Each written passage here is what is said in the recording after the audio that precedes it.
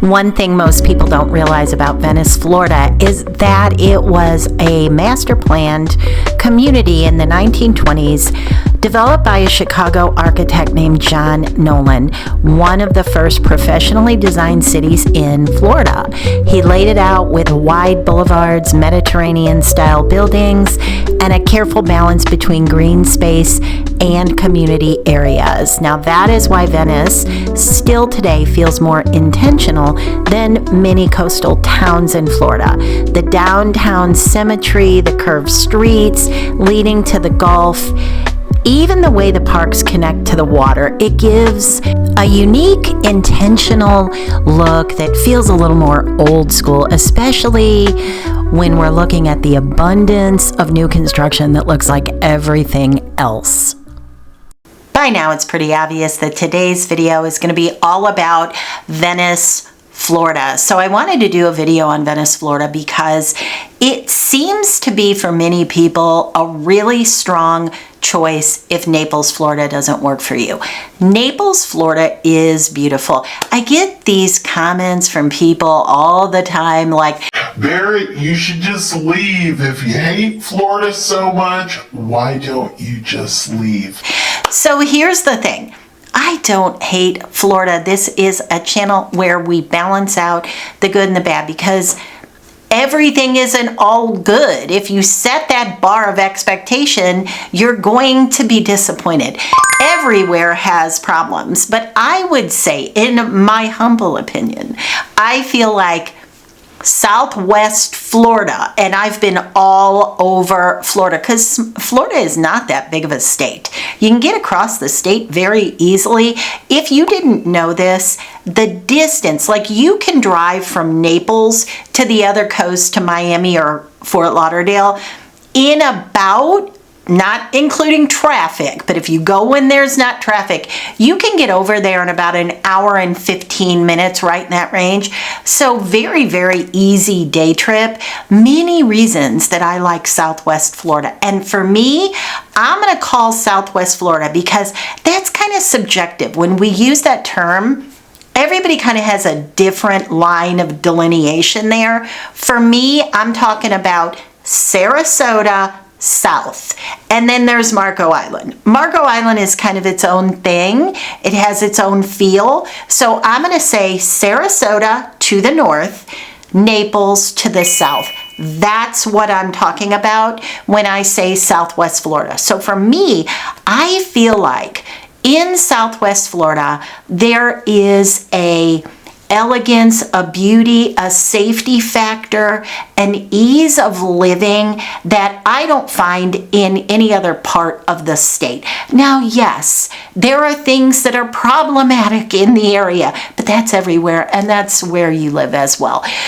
So I wanted to talk about Venice today because sometimes people want that feel of Naples. And by that feel, I mean nice boutique style restaurants, not like nobody wants to feel like they moved to Florida and they're in the same place they lived in Michigan or Massachusetts, only you're going to drop some palm trees in the middle of it.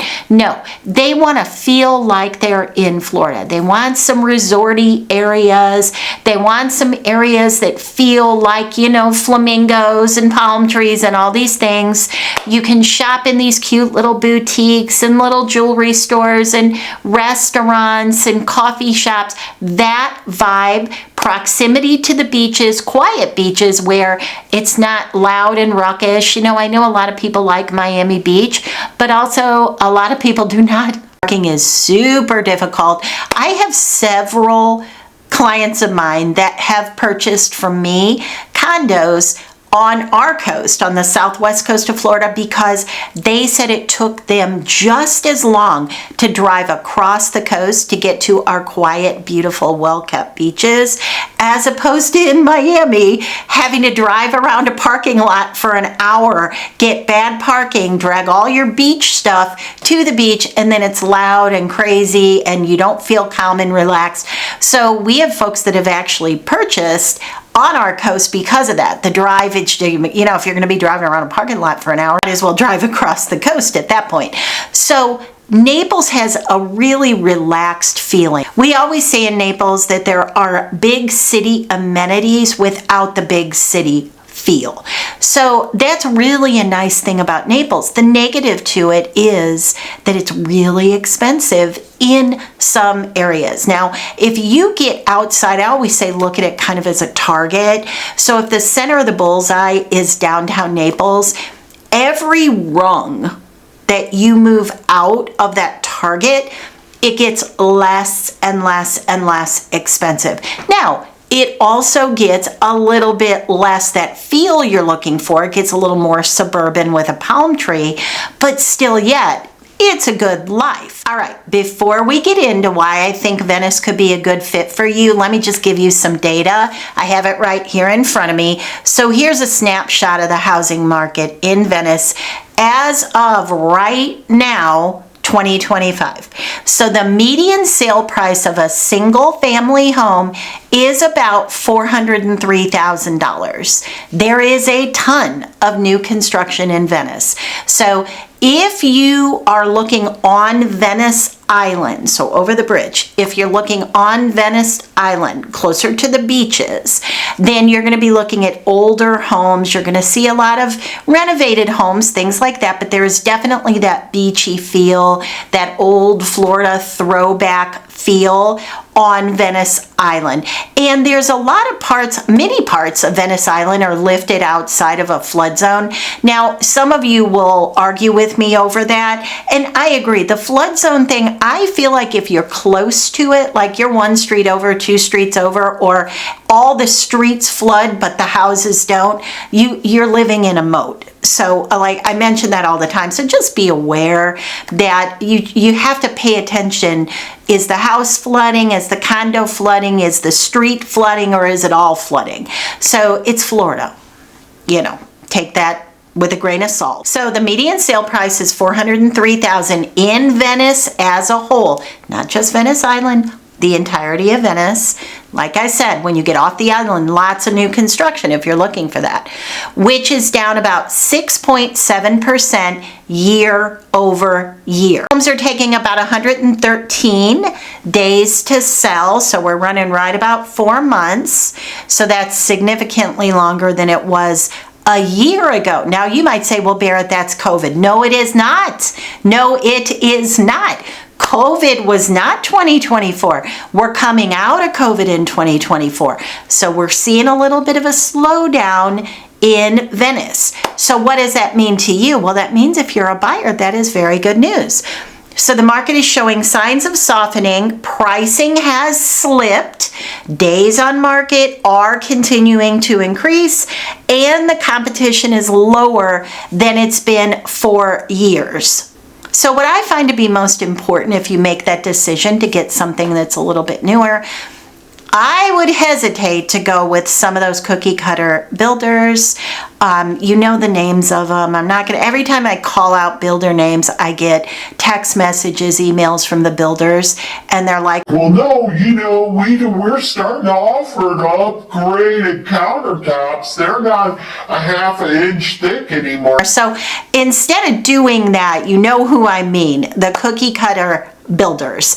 So if you feel like you want to go that route, at least make sure that you get a very upgraded lot. Get something that's big. Get something that is set apart from your neighbors as much as you can. First and foremost, get something that backs to water. If you back to water, you're going to differentiate from your neighbors. If you can get a long, wide water view, you know how some of the views with these lakes, some of them are better than others, get the best water view that you can. You want to make sure that you're not compromising on that if you go with one of these kind of cookie cutter builders. You know who I'm talking about. Because when you go to sell in 5 or 7 years, you don't want to have it to where it's like, yes, it's single family, but it looks like a condo. You can't tell the houses apart. So I would start there. And then if you're able to, go with like a semi-custom builder. So there are things you can do to make your home unique if you can do a little semi-custom customizing. Now, let me tell you why I think Venice could be a decent fit for you. So the crime in Venice it's low on the Florida curve. It runs pretty close to what Naples is, and Naples is really low.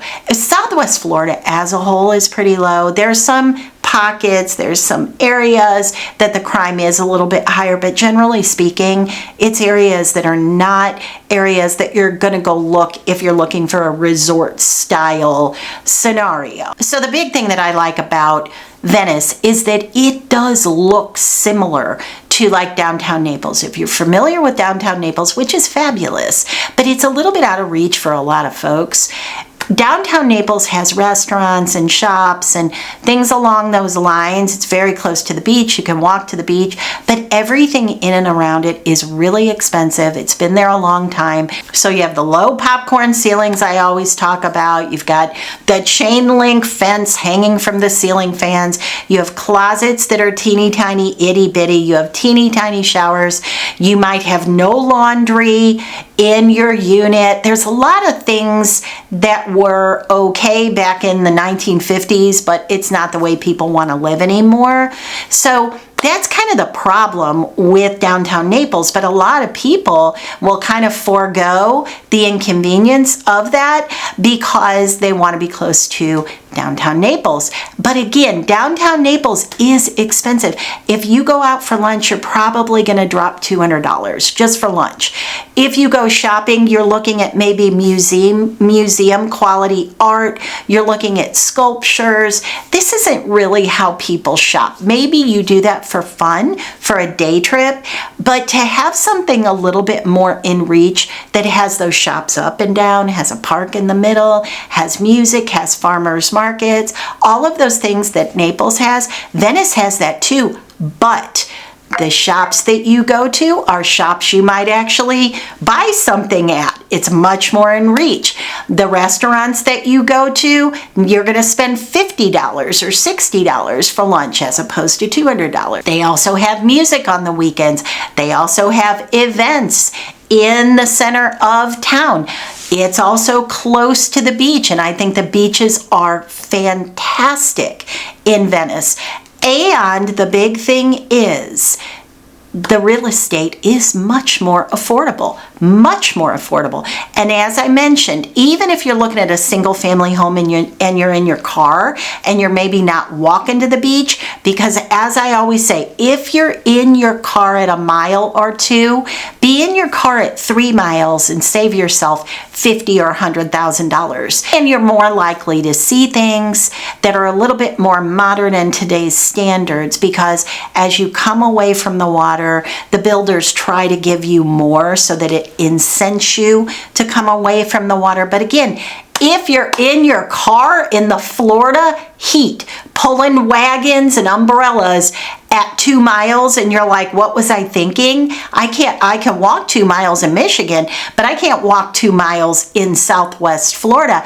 Then if you're in your car in the air conditioning, be a little bit farther out and get things that will give you a little bit better quality of life, a bigger home, impact resistant doors and windows, things along those lines, better amenities within the community if you don't want to go to the beach one weekend. And trust me when I tell you, you will not want to. You won't always want to go to the beach.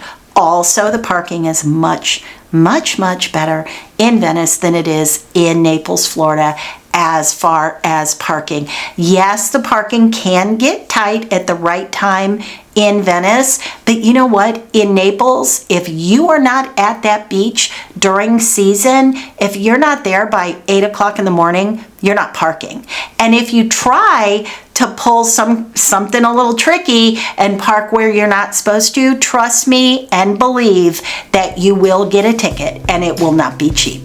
If you were thinking about Naples, Florida, but you're like, I don't know what I don't know, and is there anything else that I might like just as much? Reach out to us and we would love to tell you about Venice.